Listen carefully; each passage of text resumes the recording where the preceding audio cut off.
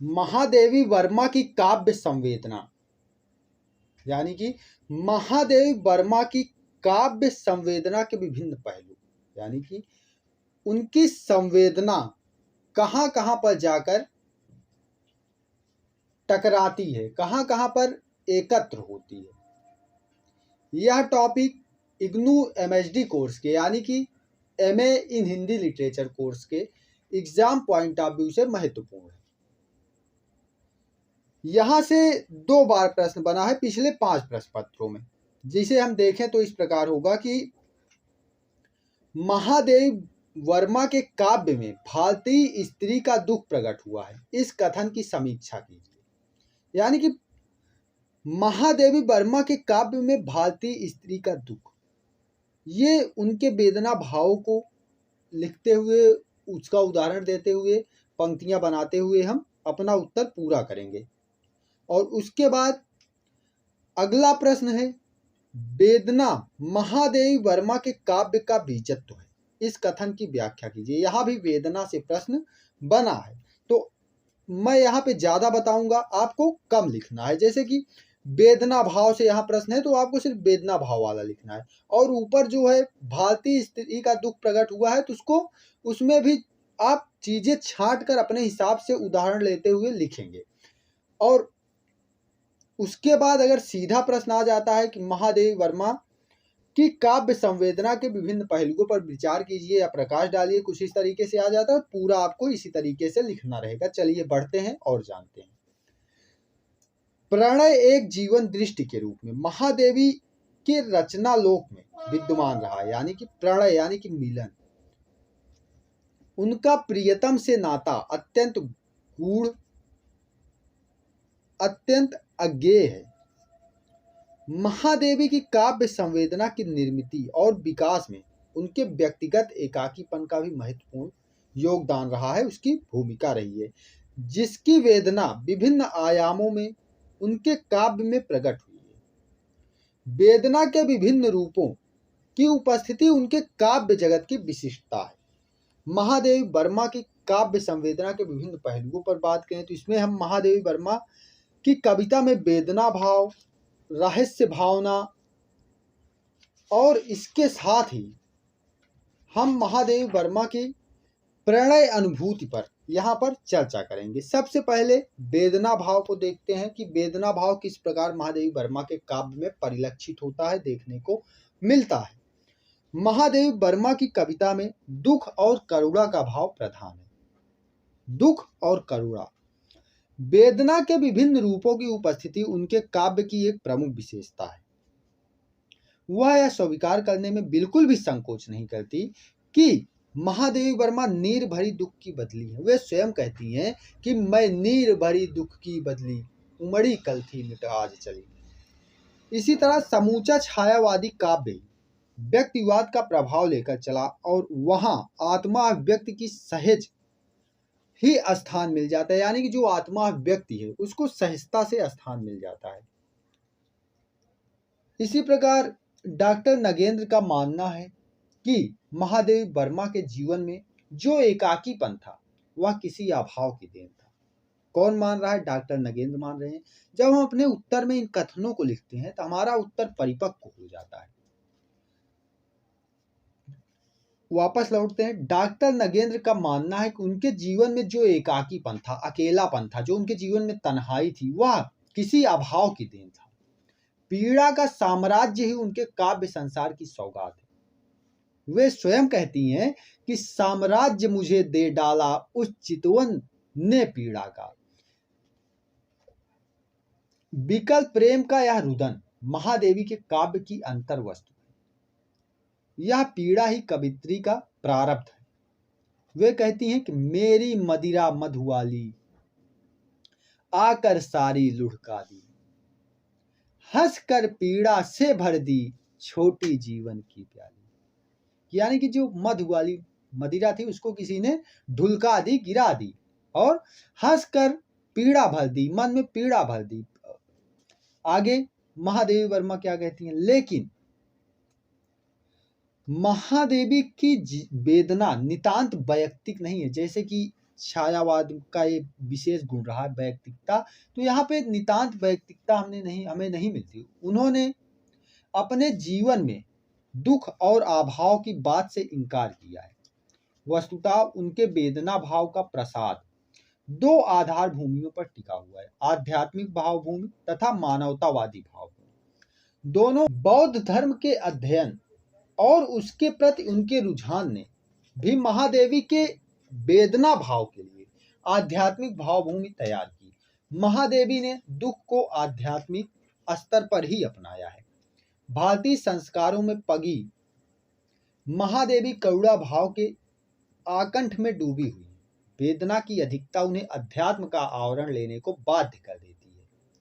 किसी दार्शनिक की तरह वह कह उठती हैं कि, अब क्या कहती हैं उसको उनकी पंक्तियां लिखते हुए उत्तर में सुदृढ़ता लाएंगे, उसमें परिपक्वता लाएंगे कि विजन वन में बिखरा कर राग, जगा सोते प्राणों की प्यास, ढाल कर सौरभ में उन्माद, नशीली फैलाकर विश्वास, लुभाओ इसे ना मुग्ध बसंत, विरागी है मेरा एकांत।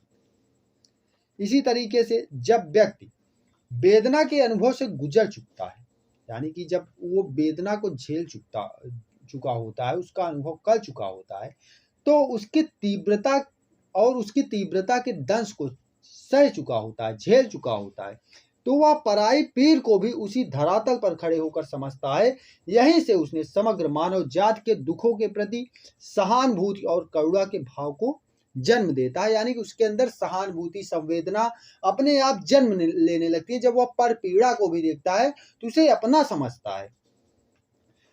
मानव मात्र के प्रति करुणा का प्रत्यक्षीकरण महादेवी के गद्य लेखन में देखा जा सकता है। इसी तरीके से जब हम उनकी रहस्य भावना पर बात करते हैं तो उनकी कविता में रहस्य भावना किस प्रकार थी, इस पर चर्चा करते हैं। तब जब छायावाद युग में महादेवी वर्मा की बात आती है तो रहस्यवाद की चर्चा करना अनिवार्य हो जाता है। ऐसा क्यों है? क्योंकि अभी हम पंक्तियां समझेंगे, चर्चा करेंगे तो यह क्लियर होगा कि ऐसा क्यों है। महादेवी वर्मा की कविताओं में रहस्य अनुभूति की उपस्थिति का आकलन करें तो भी यही प्रमाणित होता है कि वह सर्वत्र और प्रत्येक उपादान तथा प्रकृति व्यापार में एक विराट सत्ता के दर्शन करती है। वह उसके साथ तदाद में साक्षात्कार को व्याकुल दिखाई देती हैं। यही से उनके काव्य में रहस्य की सृष्टि होती है। वह स्वयं को प्रकृति का ही एक अंग मानकर उस दिव्य सत्ता से मिलन को तत्पर है। महादेवी वर्मा स्वयं कहती हैं, हमारे मूर्त और अमूर्त जगत एक दूसरे से इस प्रकार मिले हुए हैं कि एक यथार्थदर्शी दूसरे को रहस्य दृष्टा बनकर ही पूर्णता पाता है। और उनका नारी होना इस रहस्य भाव को और अधिक गहन कर देता है, उसमें और अधिक गहनता ला देता है। वे एक रागात्मक संबंध स्थापित करती हैं उस परम पुरुष के साथ जो असीम है, जिसका कोई अंत नहीं है। वे कहती हैं कि जब असीम से हो जाएगा मेरी लघु सीमा का मेल, और यही आत्मसमर्पण उनका पावन लक्ष्य है कि वह अपने जो उसका प्रियतम है, जो उसका प्रिय है, जो परम पुरुष है, उसमें खुद को समर्पित कर देना चाहती हैं। कहती हैं जब असीम से हो जाएगा मेरी लघु सीमा का मेल, और यही उनका लक्ष्य भी है, यही वो चाहती हैं। आत्मा परमात्मा के रागात्मक संबंध के इस पक्ष की व्याख्या करते हुए वह स्वयं कहती हैं कि समर्पण के भाव से ही आत्मा को नारी की स्थिति दे डाली। सामाजिक व्यवस्था के कारण नारी अपना कुल गोत्र आदि परिचय छोड़कर पति को स्वीकार करती है। यानी कि हमारे यहाँ जब शादियां हो जाती हैं तो जो स्त्री अभी तक पिता का गोत्र या पिता का गोत्र और उसकी जाति का इस्तेमाल कर रही होती है, वह पति का इस्तेमाल करने लगती है। तो वही बात यहाँ पर महादेवी वर्मा कह रही हैं। और स्वभाव के कारण उसके निकट अपने को पूर्णतः समर्पित कर उस पर अधिकार पाती है। अतः नारी के रूपक से सीमाबद्ध आत्मा का असीम में विलय होकर असीम हो जाना सहज ही समझा जा सकता है। यानी कि ये सहज है, असहज नहीं है, नॉर्मल है। ठीक है, तो आगे बढ़ते हैं। तो कवित्री अपने परम प्रिय से मिलने की इच्छा व्यक्त करती हैं और किस प्रकार करती हैं कि जो तुम आ जाते एक बार, कितनी करुणा कितने संदेश, पथ में बिछ जाते बन पराग, गाता प्राणों का तार तार, अनुराग भरा उन्माद राग, आंसू लेते हुए पग पखार। ये उनकी रहस्य भावना है जो अपने एक परम पुरुष प्रेमी को आमंत्रित करती है। महादेवी वर्मा एक रहस्यवादी कवि के रूप में केवल अद्वैतवाद में बंधकर नहीं चलती, वह प्रियतम के साथ एकाकार हो जाना चाहती हैं। तुम मुझ में प्रिय फिर परिचय क्या, या फिर ये पंक्तियां लें कि प्रिय मुझी में खो गया, अब दूत को किस देश भेजूं। और ये वाली पंक्तियां भी ले सकते हैं कि तुम मुझ में प्रिय फिर परिचय क्या, चित्रित तू मैं हूं रेखाक्रम, मधुर राग तू मैं स्वर संगम, तू असीम मैं सीमा का भ्रम, काया छाया में रहस्यमय, प्रेयसी प्रियतम का अभिनव क्या, तुम मुझ में प्रिय फिर परिचय क्या। किंतु वह खुद को उस परम पुरुष में समर्पित तो करना चाहती, लेकिन वह स्वाभिमानी भी है। अपने निजत्व को वह विसर्जित नहीं करती। वे कहती हैं कि सजनी मधुर निजत्व दे, कैसे मिलूं अभिमानिनी में, कि मैं उस प्रियतम से कैसे मिल जाऊं। वहां पे निजत्व को, जो अपना आत्मसम्मान है, उसको समर्पित कर देना पड़ता है, और मैं अपने आत्मसम्मान को, अपने निजत्व को समर्पित करके कैसे उसमें मिल जाऊं, उससे जाकर मिल जाऊं। स्त्री होने के नाते उनमें स्त्री सुलभ गुण भी विद्यमान है, जो इस रागात्मकता में व्यवधान बनते हैं। एक स्त्रियोचित लज्जा, यानी कि जो स्त्री के अंदर लज्जा होती है और संकोच होता है, उनके प्रिय की ओर बढ़ते चरणों को रोक लेते हैं। इसी प्रकार महादेवी वर्मा में रहस्यानुभूत के विविध रूपों के दर्शन होते हैं। मिलन की इच्छा, स्मरण, स्वप्न और साक्षात मिलन के बाद विरह का अनिवार्य चरण भी आता है। महादेवी की कविता में विरह के उदाहरणों की तो कोई कमी नहीं है, बल्कि उनका समूचा काव्य ही विरह के रंग में रंगा हुआ है। उनके समीप तो संपूर्ण जीवन ही विरह का जलजात है। वे कहती हैं कि विरह का जलजात जीवन, विरह का जलजात। किंतु वह अपनी लघुता को भी स्वीकार करती है और कहती है कि क्षुद्र है बुद्बद्ध मेरे प्राण, तुम्ही में सृष्टि तुम्ही में नाश। तो इस प्रकार ये उनकी रहस्य भावना है महादेवी वर्मा। आगे बढ़ते हैं तो प्रणय भावना की बात करते हैं कि उनके काव्य में प्रणय की अनुभूति किस प्रकार मिलती है, इसे देखते हैं। तो महादेवी वर्मा के काव्य में प्रेम एक मूल भाव के रूप में प्रकट हुआ है। उनका प्रेम अलौकिक है, यानी कि लौकिक ना होकर, शरीरी ना होकर अशरीरी है। यह करुणा में अपलावित प्रेम है, यानी कि करुणा से भरा हुआ प्रेम है। अलौकिक दिव्य सत्ता के प्रति उनकी इस प्रणय अनुभूति में दाम्पत्य प्रेम की झलक भी मिलती है और लौकिक स्पर्श का आभास भी, यानी कि अलौकिक होते हुए भी लौकिकता उसमें विद्यमान है। महादेवी की कविता में व्यक्त प्रेम इसलिए भी विशिष्ट है क्योंकि यह एक स्त्री की लेखनी से किया गया स्त्री मनोभावों का चित्रण है। उनमें स्त्रियोचित लाज संकोच है, तो अपने युग की नव जागृत नारी का अहम भी है, आत्मसम्मान भी है, संघर्ष भी है। वह विरह की आग में तपती हैं तो संयोग की छाह से भी स्वयं को दूर नहीं रखना चाहती। इस प्रकार उन्होंने प्रणय की विविध स्थितियों पर भरपूर आनंद लेते हुए अपनी कविताओं में इनका गहन चित्रण किया है। यह प्रेम वासना रहित प्रेम है, जिसमें उदात्तता का भाव प्रचुरता से मिलता है। महादेवी ने प्रेम के मधुर रूप का चयन किया। उनका प्रेम प्राकृतिक सौंदर्य से अप्रभावित है। जैसे मधुरता की अनुभूति का एक उदाहरण लें, जैसे अंधेरों से झरता स्मित पराग, प्राणों में गूंजा स्नेह राग, सुख का बहता मलयज समीर, धुल धुल जाता यह हिम दुराव, गा उठते चिरमुक भाव, आली सिहर सिहर उठता शरीर। तो इस प्रकार ये पंक्तियां हैं। आप इनमें से जैसे कि अगर दो दो लाइन पंक्तियां भी याद रखते हैं तब भी आप बेहतर तरीके से कर पाएंगे। आपको काव्य की जो भी पंक्तियां याद हैं उसको उदाहरण के रूप में लिखने की कोशिश करिएगा, क्योंकि जितने ज़्यादा उदाहरण रहेंगे उत्तर उतना ज़्यादा परिपक्व रहेगा, उतने ज़्यादा अंक मिलने की, उतने अधिक अंक मिलने की संभावना रहेगी।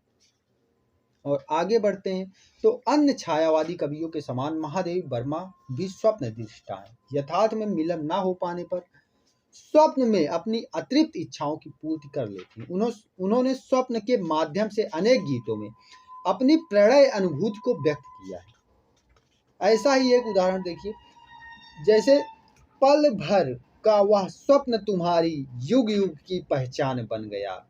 पल भर का वह स्वप्न तुम्हारा युग युग की पहचान बन गया, किंतु वह सपनों में मिलन को भ्रम अथवा मिथ्या यानी कि भ्रम की कल्पना नहीं मानती। उनके निकट सपने का मिलन भी यथार्थ है। वह कहती हैं, कैसे कहती हो सपना है अली, उस मूक मिलन की बात, भरे हुए अब तक फूलों में मेरे आंसू उनके हाथ। तो इस प्रकार ये रही उनकी प्रणय भावना। प्रणय भावना पर हमने चर्चा की। इसके बाद बढ़ते हैं सौंदर्य चित्रण महादेवी वर्मा के काव्य में किस प्रकार का हुआ है, किस प्रकार का सौंदर्य चित्रण हमें देखने को मिलता है, उसकी जानकारी लेते हैं। महादेवी ने सर्वत्र एक विराट सत्ता के दर्शन किए हैं। इसी अरूप पुरुष का दिव्य सौंदर्य उन्हें आकृष्ट करता है और वे उसी के चिर सौंदर्य से प्रभावित होकर उनका गुणगान करते हैं। यह सौंदर्य उन्हें प्रकृति के प्रत्येक उपकरण, प्रत्येक उपादान में दिखाई देता है। इसलिए प्रकृति की सुषमा का वर्णन उनके संदर्भ में एक परम प्रिय के सौंदर्य का वर्णन भी है।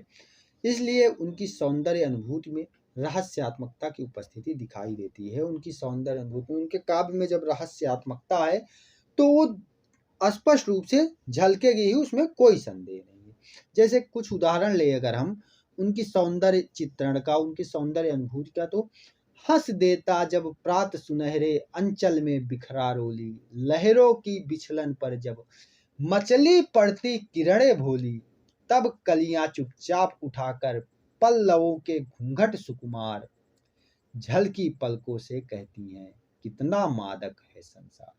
तो इस प्रकार ये पंक्तियां हैं। आप चाहे तो दूसरी पंक्तियां सौंदर्य चित्रण में भी लिख सकते हैं। जो पंक्तियां आपको याद हैं उसको लिखिएगा। और इसके बाद अगर महादेवी वर्मा से प्रश्न बनता है तो उनके प्रिय प्रतीकों को लेकर बनता है, उनकी प्रतीक योजना पर बनता है। तो प्रतीक योजना के लिए चैनल पर वीडियो अपलोडेड है, आप एक बार जाकर उस वीडियो को देख लीजिएगा। इससे आपको महादेवी वर्मा से आने वाले प्रश्नों को करने में आसानी होगी। और बाकी MSD2 के लिए जितना बताया जा रहा है या जितना अभी तक बता दिया गया है इतना पर्याप्त है। हो सकेगा तो एक आध वीडियो आपको एग्जाम से पहले और मिलेगा। मिलते हैं अगले वीडियो में। हेल्पफुल रहता है, मदद मिलती है, तो वीडियोस को लाइक करते चलिएगा, सब्सक्राइब कराते चलिए एंड शेयर भी करते चलिए। मिलते हैं अगले वीडियो में। धन्यवाद। बौद्ध धर्म